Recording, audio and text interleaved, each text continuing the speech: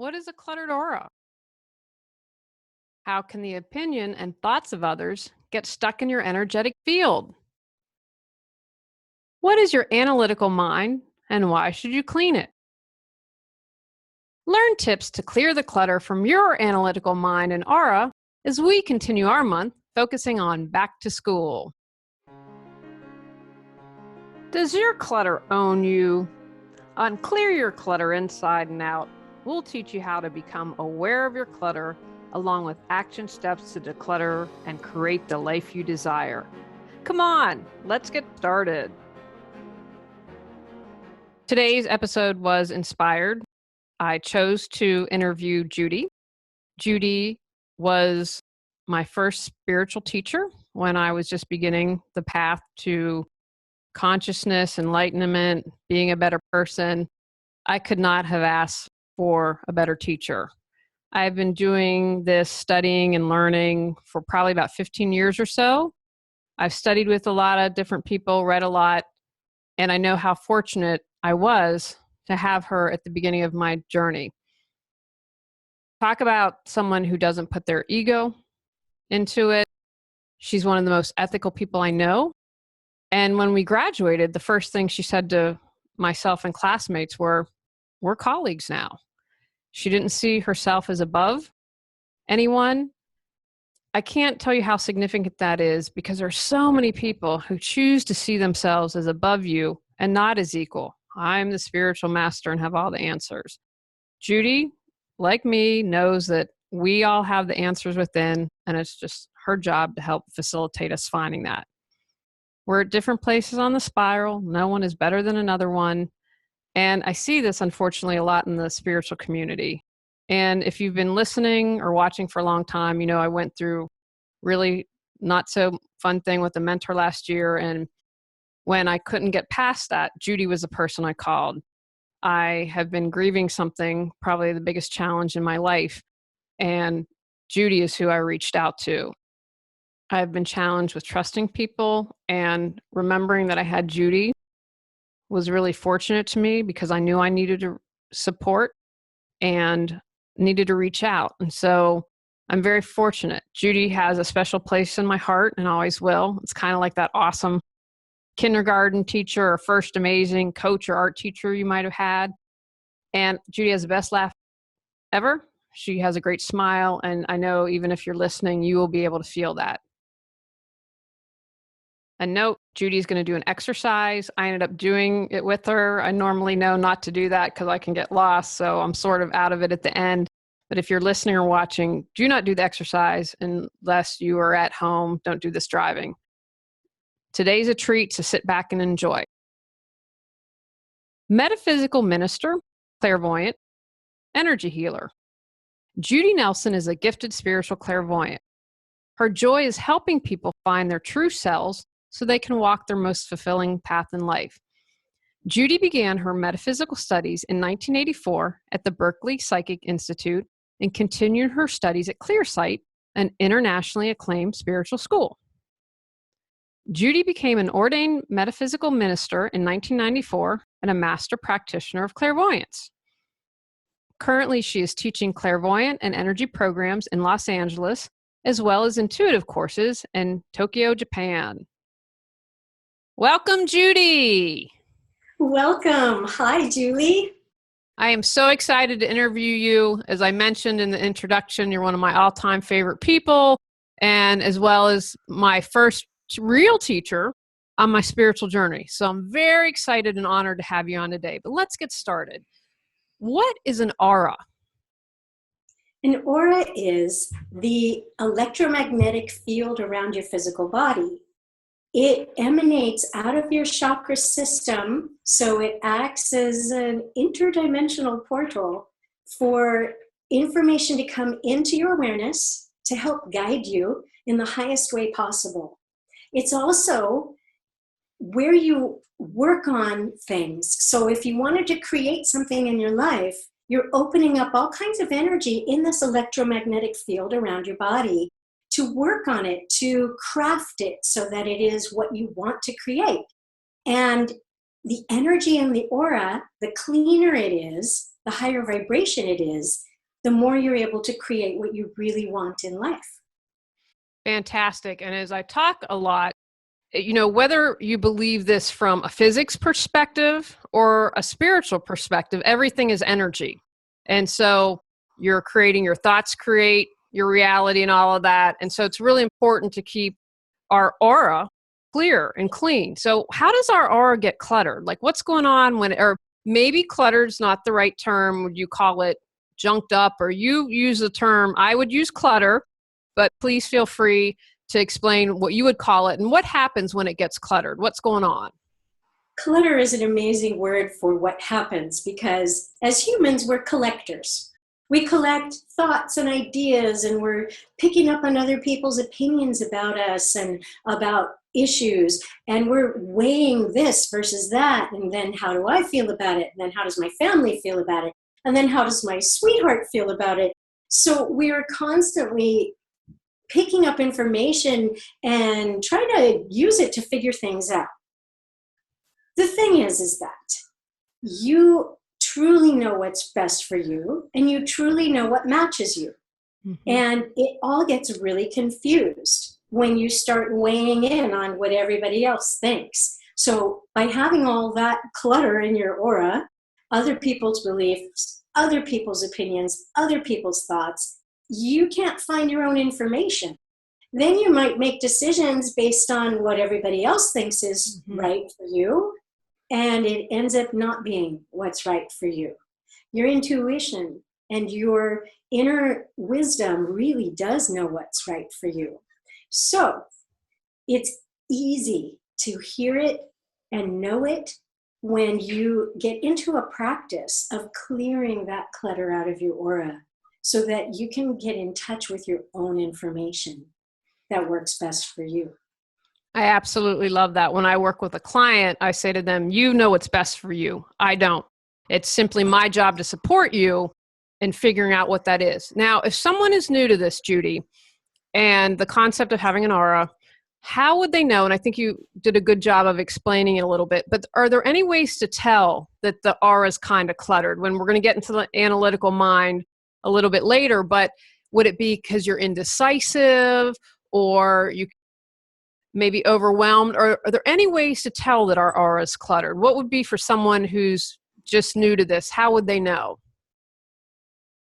Does that make sense? The first indicator, it totally makes sense, because for many people, how would you know? So there are some indicators for when your aura is cluttered, and you can tune into that. And the first one really is that you feel sleepy. When you feel sleepy and just foggy and sort of out of it, or spacey or daydreamy, your aura is cluttered. You're just not able to tune in because you got all this stuff around you, right? Mm-hmm. The second indicator, definitely decisive. I just can't make up my mind. I've got my friend's voice in one ear. I've got my family's voice in another ear. I don't know. I don't know how I feel. So indecisiveness is definitely an indicator. Another indicator is just feeling heavy. I don't know why. I just feel like I'm wearing a blanket over me. And I don't know what that is, but I just feel heavy. So that heaviness is clutter. You're carrying weight in your aura of other people's information and energy. So those are 3 or 4 indicators. Outstanding. So we've got this auric clutter. How are some ways that we can clear it? Wow, that is an amazing question, because there are some really easy ways to clear it. The first is exercise. That's just something we should be doing anyway for our health. Mm-hmm. But what happens when you exercise, you're not only getting your circulation going, but you're getting your energy going. And your energy is releasing, just like you're sweating and you're releasing toxins out of your body. Even if you don't know how to meditate, exercise is a really great first step. The second really effective way to clear a clutter is to learn some simple techniques in meditation of grounding and centering and releasing. They're not complicated. They're easy to use. I teach them all the time. And it's amazing how once you start using these skills, you can feel really good right away. Like it shifts your energy right away. So that is a really effective way. Now, I teach skills, but there are many people all over the world, all over the internet, that teach these skills, and you can do a lot of your own research, Googling, meditation skills, free downloads, and really start working with them, sometimes as much as, or as little as 5 minutes a day, building up to longer times. Another way is to take a class with a wonderful teacher that you may find in your area, or yoga, because this centers you and stills your energy and allows you to start clearing your clutter. So those are some easy ways that you can start to do that for yourself. Fantastic. What I call when I notice that I'm off is I feel like I've jumped off a bridge on a bungee cord, and I'm like, where, and I'm like, okay, I think we need to take a break now and do something. And one of the things that you taught me was doing this daily, to have daily exercises. And like you said, it's only 5 minutes a day, but it all adds up. And you can tell when you're off, when you haven't done it. Like, I know I get cranky, that tense, or the bungee feeling, when I'm like, okay, you got to take a step back here and do a little bit of self-care here. Yes. All right. So that's fantastic. So the other topic that I want to talk about today is our analytical mind. Now, the first question I have is this something, are there other words to describe it besides it? Or one, I'd like you to define what the analytical mind is, but is it something that other people might term ego or mental body, if that makes sense? What exactly is our analytical mind? From a spiritual perspective, analytical mind really defines it, because you're analyzing information, you're taking it apart little bit by little bit, you're looking at it, you're weighing it, you're seeing how it fits, but its purpose is to keep you safe, emotionally, mentally, physically, and spiritually. So it serves a purpose to help you. And that purpose is really great when you're planning a trip and you need to get from A to B, or you're balancing your checkbook, all those things where the logical mind really helps you. Mm-hmm. But when it comes to the bigger life decisions, like, should I marry this person? Is this job really matching my highest growth as a person? The analytical mind has a nice level of information, and it's helpful, but the spiritual level has like a really high level of information that looks at the big picture, looks at your karmic journey and what your soul's learning. So we want to understand our analytical mind. We want to use it when it's needed, but we want it to quiet down when we want to get to that higher level of information. That's very helpful for you and will help you make better decisions in life.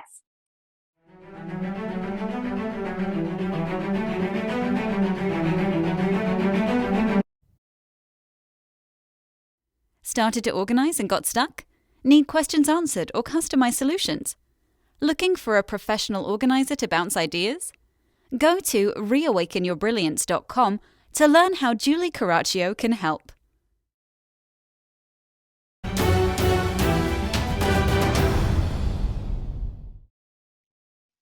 The ego can be involved in the analytical mind, but remember that the ego, which is, I want to feel good about me, is there to also protect you emotionally, psychologically, spiritually, and physically. And if I can make me feel good about me, then I'm going to feel real safe in this world.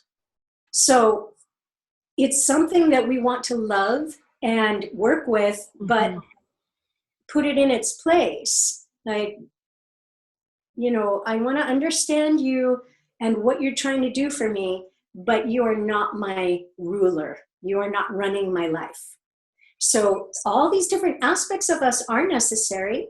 They're part of who we are, but they want to be accessed and utilized when it's appropriate and helpful.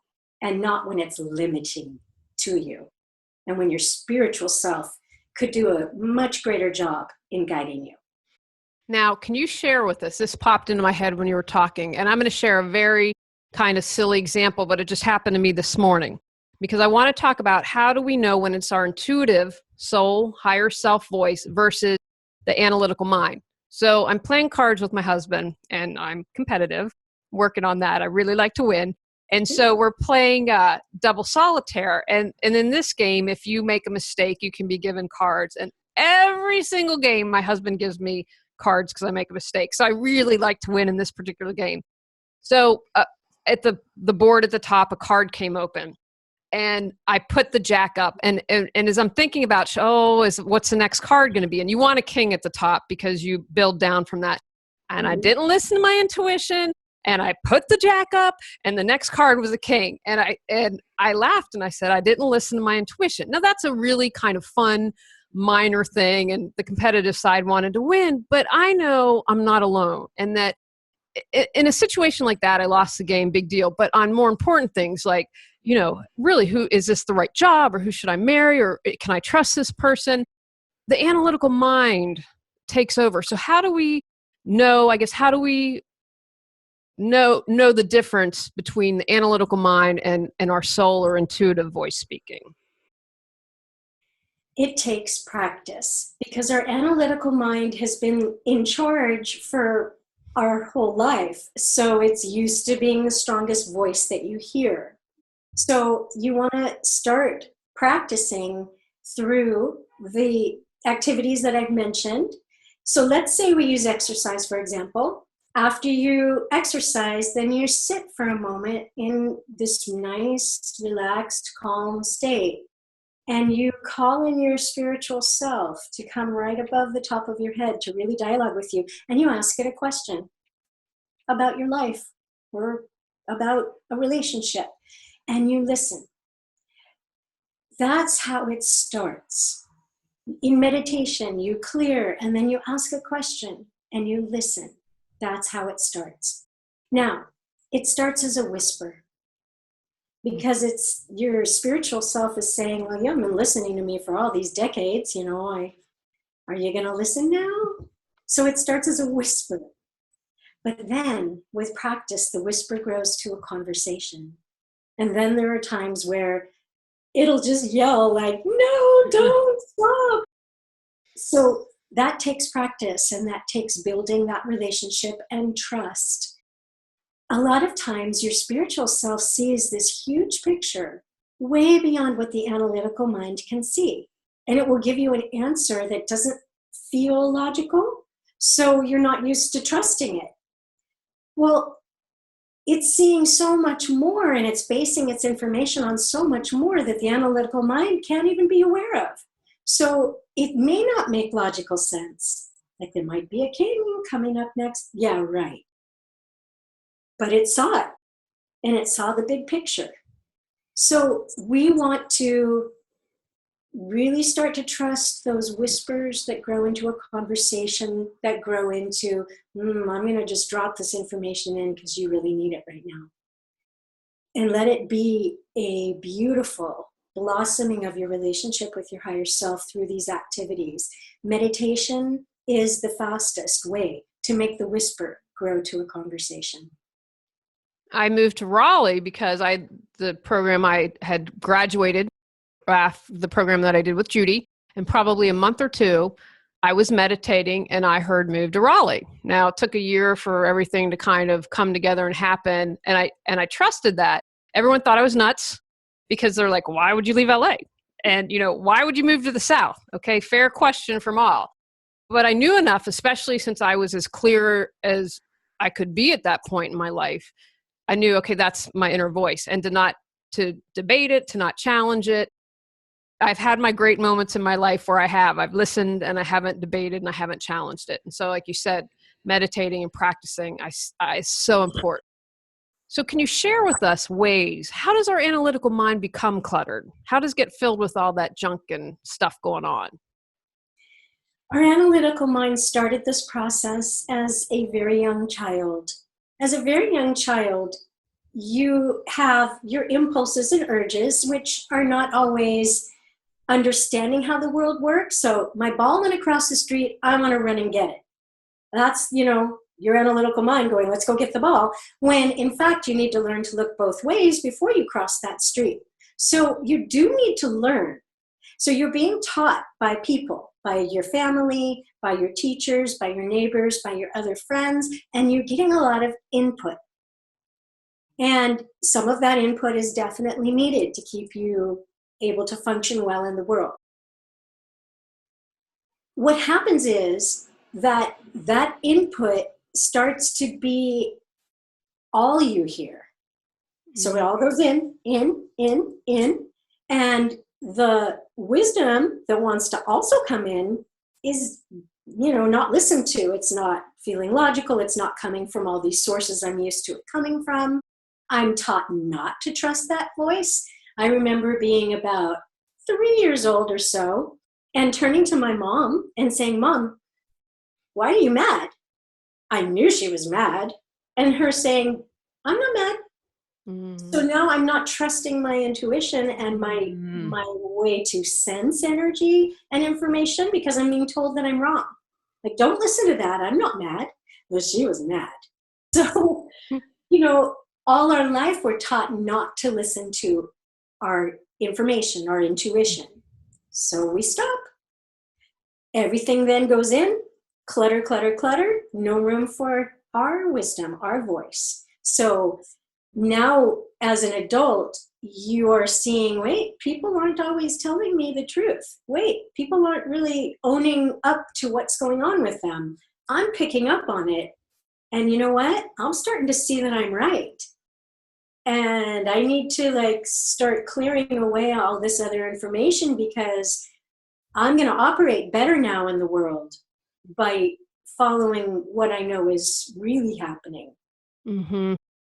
That's great. Now, you had mentioned a moment ago meditation, exercise. Are there any other ways for us to clear the clutter in our analytical mind that you'd recommend? And I love these examples because everyone can exercise. Even if you don't belong to a gym, you can go outside and walk. A lot of us have access to computers, and so you can download yoga on YouTube. If there's a video for it, YouTube has it. I've been amazed at what I can find on YouTube. So those are things that we can, no excuses. We can take action and do these things. So are there any other things you'd suggest besides exercising and meditating? Yes. Journaling. Just getting that paper and pen out and start just writing down thoughts, ideas, what comes through in a really quiet space where you make it kind of a ritual to take 5 or 10 minutes, create quiet, maybe put on a little incense, light a little incense, look at nature, look at some beautiful, plants growing outside your window, settle your energy down a little, with breathing and you're right. And then taking time to just start journaling of whatever comes to you, writing in your journal. Oh, that's so powerful. Being in nature is incredibly powerful. So taking your hikes, always being safe where you go and, just being safe. I always like to remind people to do so. But nature is a natural centerer, a natural grounder, and a natural settler of our energy.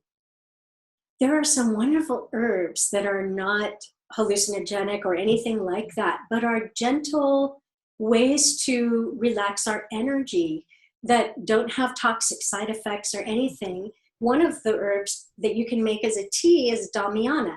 Most people have not heard of it, but it's lovely. And it calms the nervous system, it slows down your energy and just drops you into the zone.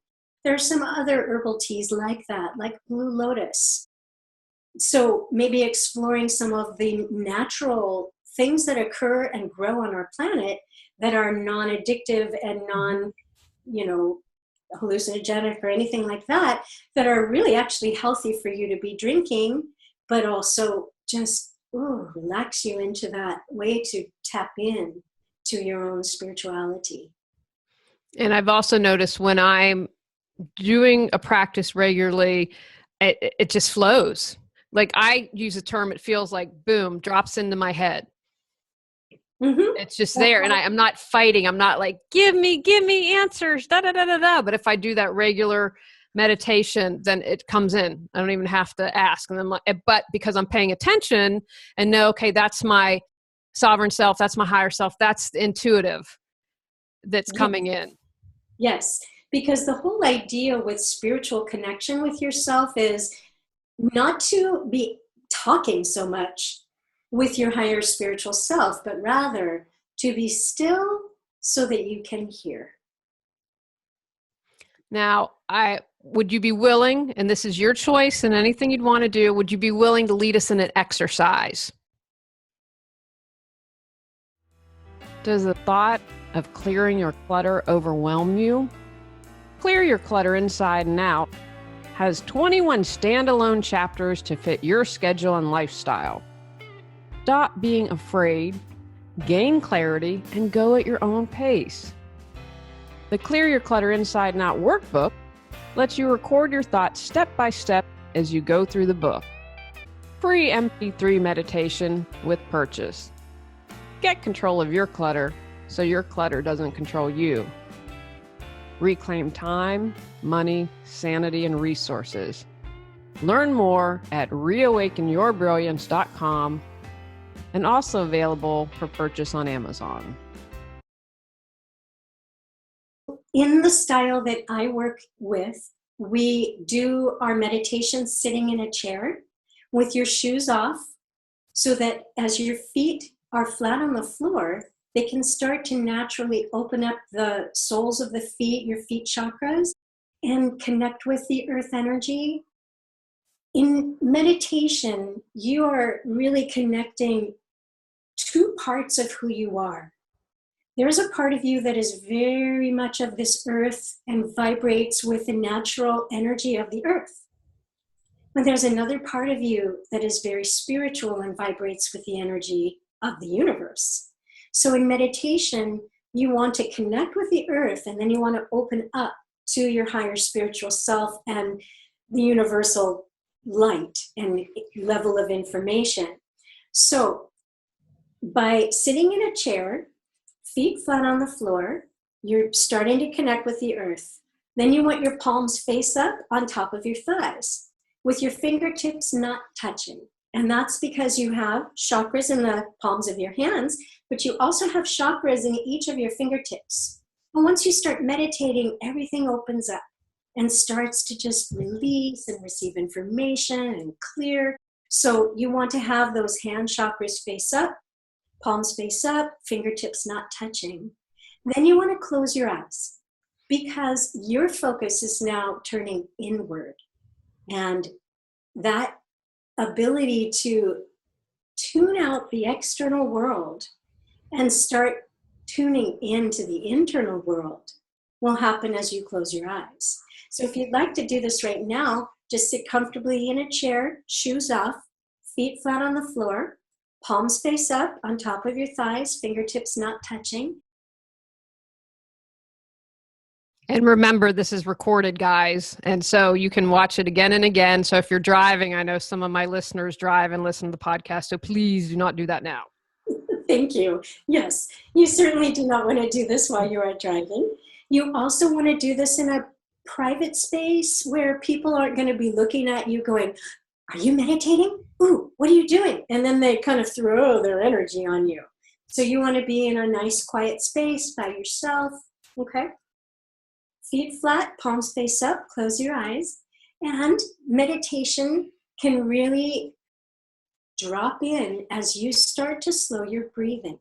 So you want to inhale gently, exhale through pursed lips to slow down your exhalation. And just take about 2 or 3 breaths in that manner.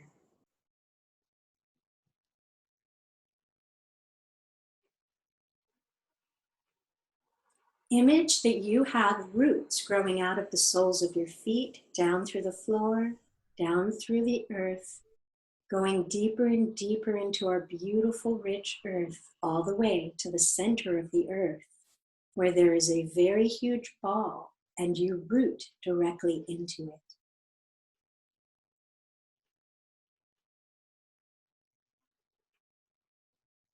As you root into the earth, you start to naturally become in harmony with the earth's vibration, which is full of vitality and healing and nurturing. Your first chakra is located around the base of the spine and holds life force energy. So you are going to image that energy extending your tailbone like a rope or a tree trunk down through the chair, down through the floor, down through hundreds of miles of earth to the center of the earth and root in. Your grounding cord is flexible but strong, and it shifts because you tell it to. So you want to have your grounding cord be at least 6 inches in diameter, not some skinny little cord, but some nice, thick, fat, strong grounding. So shift it now to be 6 inches in diameter by telling it to be so.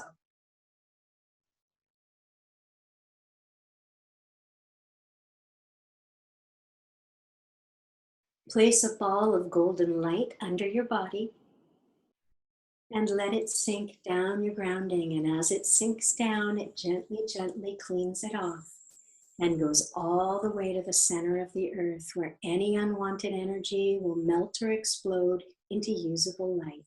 Send that ball of light down your grounding cord.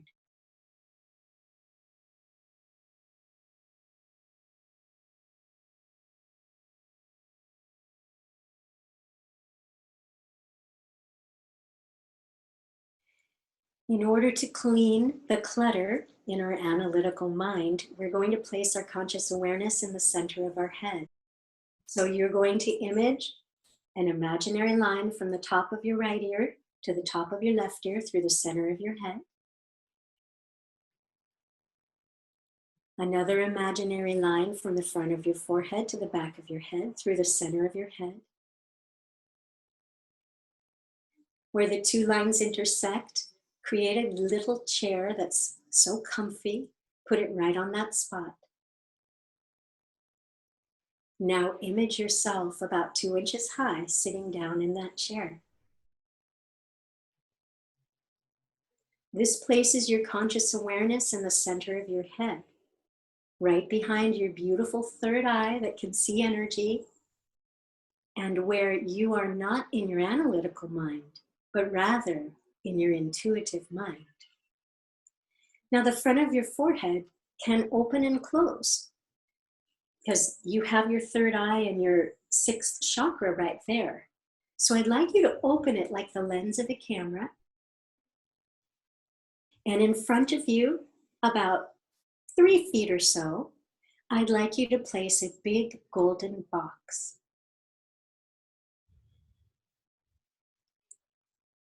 You're sitting in the center of the head. Turn on the lights and take a look around to see what you hold in your analytical mind.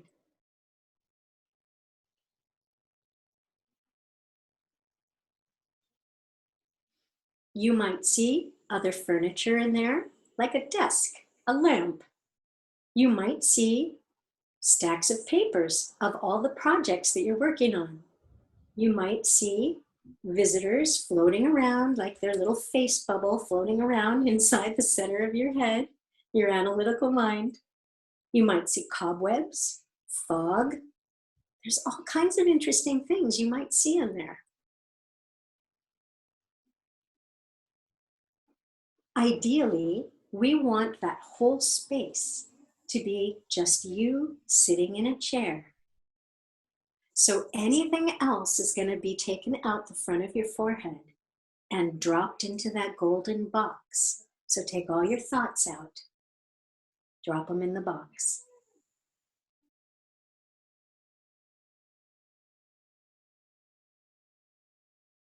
Take all the visitors out and drop them into the box.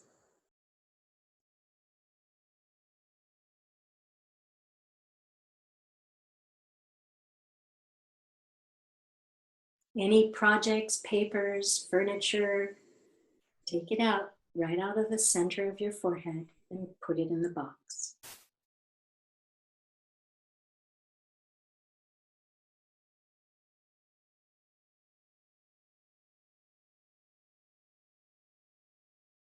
Any fog, cobwebs, blobs of color floating around in there, just scoop it all out with that beautiful hand of yours in the center of the head. Extend it out the center of your forehead, drop it in the box.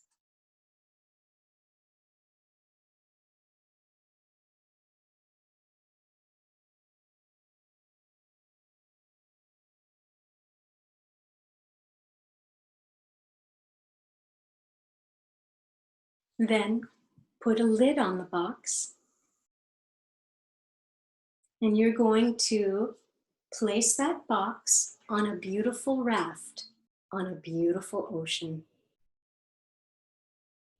and push it and let the tide carry it out to sea. You can watch this with your third eye. As the tide carries your box further and further away. It looks so small, further and further away,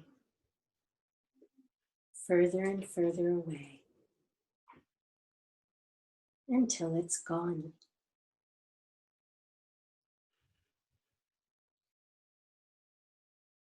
Whenever we clean and clear, we want to bring in divine light to fill that space with the highest vibration possible.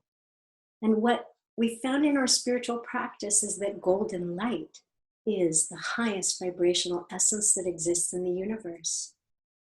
So, place a beautiful big golden sun above your head. Now gently sink it right down into the center of your head, surrounding you, sitting in that little chair in the center of the head, filling up that whole space with beautiful sparkling golden light that extends out into your brain.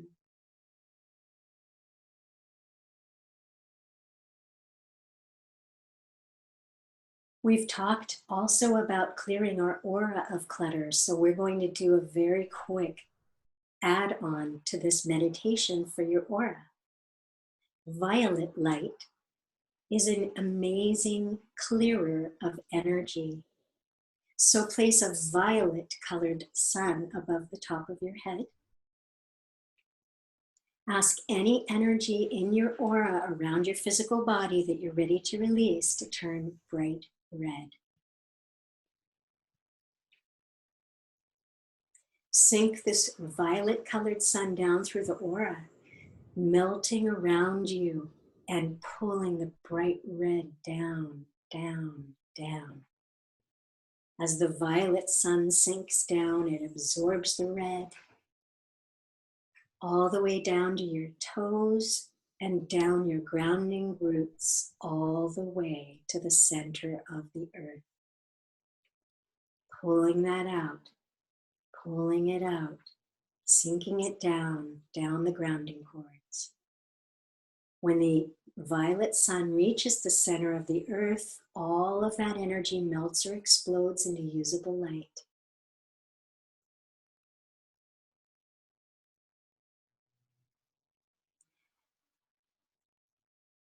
Now let's fill up our aura with that highest vibration of golden light.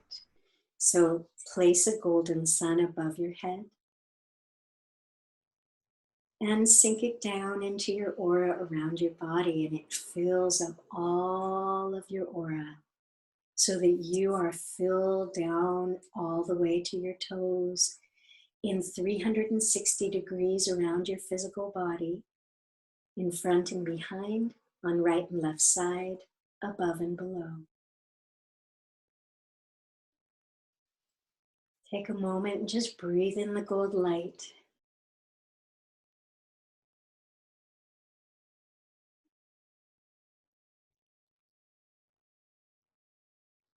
Now when you're ready, just open your eyes. Notice how nice you feel. That was awesome. So thank you, as usual. Yeah, it was really great. That was fantastic. So what I'd like to wrap up with is what take actions. I mean, my analytical mind really needed a nice old scrub there. So I'm grateful for that. And everything needed clean, quite frankly. And the first time actually that I ever felt energy was with you, and being amazed at that and feeling it in the palms and the swirling and like, wow, it's real. It really exists. So I think that's a lovely thing. One thing that's really important to me when I do this podcast is for people to take action, because if you just listen and never take any action, then life's not going to change. So this meditation, I think, to do every day would be a great take action. But what would you say to people listening? What are the take actions that you'd like to share with them? The first thing that I would like to share is that we are so good at taking care of everybody else that we forget to take care of ourselves. Mm-hmm. And then we're less helpful to the world because we're kind of a mess. Yeah. We're overstressed, we're overbooked, we're over everything, right? So the first takeaway is to realize that self-nurturing is an amazing thing because it allows you to be the best of service to the world. And to start to carve out that time, whether it is the meditation, whether it is the exercise, whether it is the quiet journaling, whether it is the yoga class, whether it is a weekly hike, self-nurturing is the takeaway, because that's what this is all about. When you want to clear, that's self-nurturing. That is you getting back in touch with the divine within you, so that you can be of service to the world. Yes. The second takeaway is that people do well when things are scheduled in, and they don't do well when they're not. So if you schedule in these ideas of self-care, meditation, or some kind of ritual to clear, then you're going to actually sit down and do it. So my takeaway to you is schedule it in. And make it as part of a ritual in your life. Like, part of your ritual is you get up, you brush your teeth. Mm-hmm. Well, part of your ritual can be you get up, you sit down, you meditate, or you have these 3 days a week where you do this self-care for yourself. So I believe that if you do those things, you're going to shift your energy and shift your life and your health, your well-being and happiness. Fantastic. Now, Judy, please tell people, where can they find out more information about you? I have a website. I'm based out of the Los Angeles area in California, and I have a website, www.judyenelson.com, Unleashing Human Potential. And through that website, I can do consultations with you via Skype, via Zoom, via FaceTime, via phone, no matter where you are, basically in the world, because I work with people all over the globe. And so it's Judy, JUDYENELSON.com, right? Yes. And then because there are many Judy Nelsons in the world, you want to put in the little Unleashing Human Potential, and that'll take you to the link to my website. And we will, in the show notes and on YouTube, have a link directly to your site. And now, I know you're teaching classes. I'm telling this because I'm hoping Judy does online classes. And maybe if I put that out there, that maybe, because right now you are doing classes for the Los Angeles area, and you'd have that on your site, right? Yes. And I actually have people take my classes by remote through Skype, or usually through Skype is how we do it. And so there are many, many classes that I teach that are accessible that way. And then for those that perhaps have a booking at that time and cannot be available, they are audio recorded with a PowerPoint handout, so that you're able to take the course often by audio, accompanied by the PowerPoint handout. And that way you're still able to get the information and learn the skills if you're not able to attend the class in person or remotely. And I highly recommend them, whether you're in the LA area or I didn't know it could do remotely. So we'll have a chat after this. But guys, I'm all about clear and clutter, and I have all my manuals and everything from what Judy taught me. And I'm down to like one box of memories, a small box, and I don't count my classwork in that, but it's, I talk about this all the time. It's clearing the clutter of what's not important, and this stuff's important to me. So the fact that I've held on to it for 15 years, she's a fantastic teacher. Thank you so much. And how amazing you have become a teacher, Julie, for so many people who are accessing you and what you offer. So thank you. Thank you so much. It was great seeing you and having you on. And hopefully I'll get you to come on again soon. Thank you. My pleasure, and good luck to everyone. Feel free to email with questions, comments, and inquiries anytime. Thank you. On our next episode, we're talking about tackling the family calendar. Go out, clear the clutter to create the life you choose, deserve, and desire. Clearing your clutter allows you to share your gifts with the world. Get your free self-assessment to discover your clutter priority at reawakenyourbrilliance.com. If you've enjoyed Clear Your Clutter Inside and Out, please rate, review, and share us.